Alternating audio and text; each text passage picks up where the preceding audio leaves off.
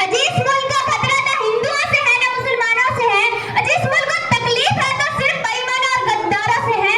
भूल मत करना पापा की परी समझेगी, मुझे इस वतन की रक्षा के लिए हथियार भी उठाना आता है। यहाँ की चांदनी मिट्टी का गुणगान करती हूँ, यहाँ की चांदनी मिट्टी का गुणगान करती हूँ कि मुझे चिंता नहीं है स्वर्ग जाकर मोक्ष पाने की, कि मुझे चिंता नहीं है स्वर्ग जाकर मोक्ष पाने की। बस तिरंगा होगा मैं यही अरमान रखती हूँ, यही अरमान रखती हूँ। सम्मानित राष्ट्रध्वज, आदरणीय अध्यक्ष महोदय, विशिष्ट अतिथि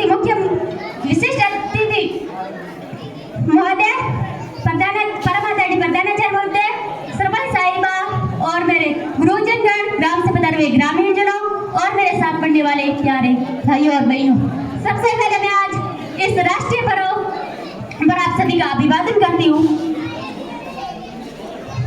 मैं नहीं मानती कि राष्ट्रगान के 52 सेकंड में सिर्फ खड़े होकर गाना या वंदे मातरम और भारत माता की जय जय के जोरों से नारे लगा नहीं दे सकती, क्योंकि मोदी ये वो छठी है जहाँ नीति नियम और नैतिकता के मूल्यों की धज्जियां उड़ाते लोग मुझे नजर आते हैं।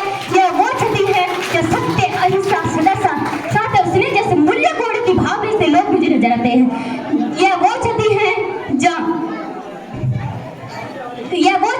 घर में दो सगे भाई शांति, अमन और चैन के साथ जीते बड़े मुश्किल से नजर आते हैं। जिस देश के युवा व्हाट्सएप, फेसबुक, इंस्टाग्राम जैसी सोशल नेटवर्कों की साइट पर सेटिंग, डेटिंग, क्रेटिंग के मायाजाल में फंसे नजर आते हैं। अरे मुझे तकलीफ तब होती है जब आज के नौजवान जिसके कंधों पर जिम्मेदारी है राष्ट्र निर्माण और देश और समाज के आकांक्षाओं को जोड़ रखना, आज वही हुआ पबजी गेम में डूबा और शराब की लत पे भीगा नजर आता है। तो मैं युवाओं को कहना चाहूंगी कि मोह निद्रा में सोने वाले अभिभावक तुम जाग जाओ कि इससे पहले इस नींद का कोई श्रेष्ठ कोई नहीं डूबे। अजी इस मुल्क को खतरा न हिंदुओं से है न मुसलमानों से। अजी इस मुल्क को तकलीफ है तो सिर्फ बेईमानों और गद्दारों से है। भूल मत करना पापा की परी समझेगी, मुझे इस वतन की रक्षा के लिए हथियार भी उठाना आता है। एक सैनिक बनकर सेना में जाना ही देशभक्ति नहीं होती है, कि एक सैनिक बनकर सेना में जाना ही देशभक्ति नहीं होती है। आजादी की पूर्व बात कुछ और थी, अब बात कुछ और है। तब झांसी की रानी लक्ष्मीबाई से लेकर शहीद आजम भगत सिंह तक, चंद्रशेखर आजाद से लेकर महात्मा गांधी तक, इन्हें हम देशभक्त कहते हैं। परंतु आज मैं देशभक्त कहूँ तो किसे कहूँ, तो मैं आज देशभक्त कहूँ तो किसे कहूँ?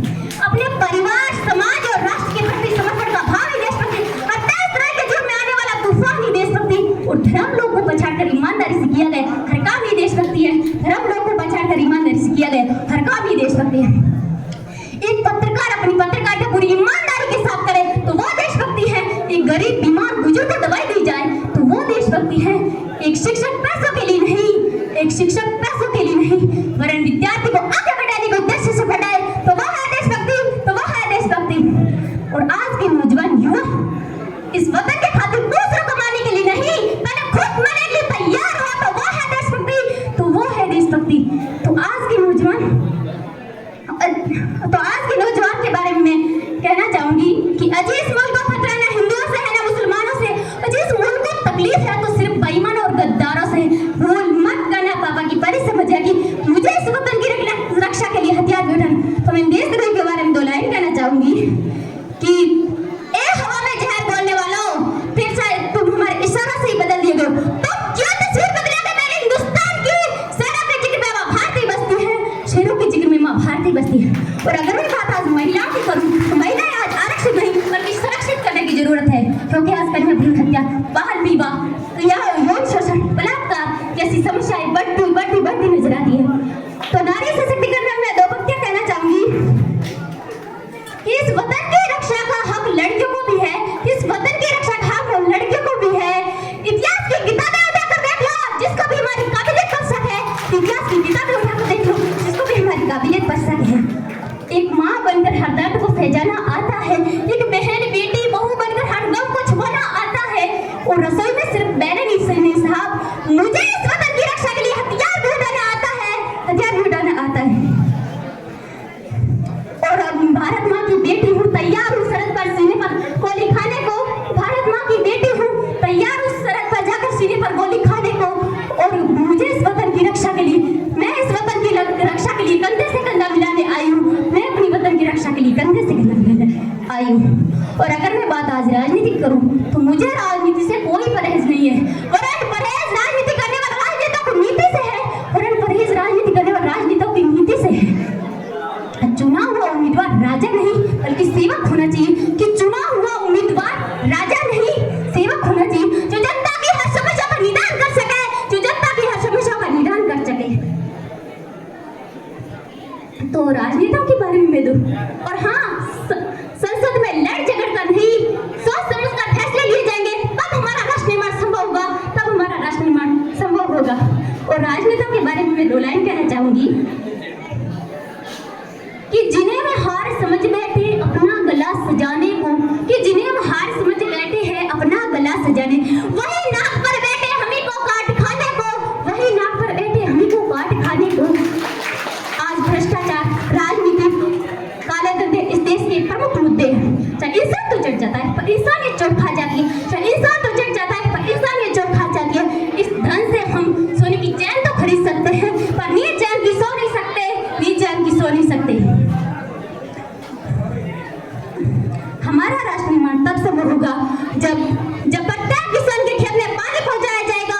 हमारा राष्ट्र निर्माण तब संभव होगा जब गरीब की झोपड़ी को घर में बदल दिया जाएगा।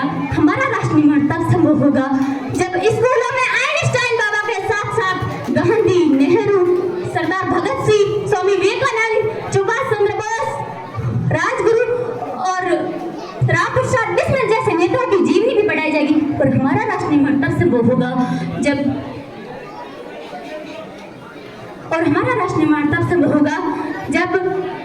जब परीक्षाओं के पेपर लीक नहीं होंगे और युवाओं के भविष्य के साथ खिलवाड़ नहीं किया जाएगा, युवाओं के भविष्य के साथ खिलवाड़ नहीं किया जाएगा।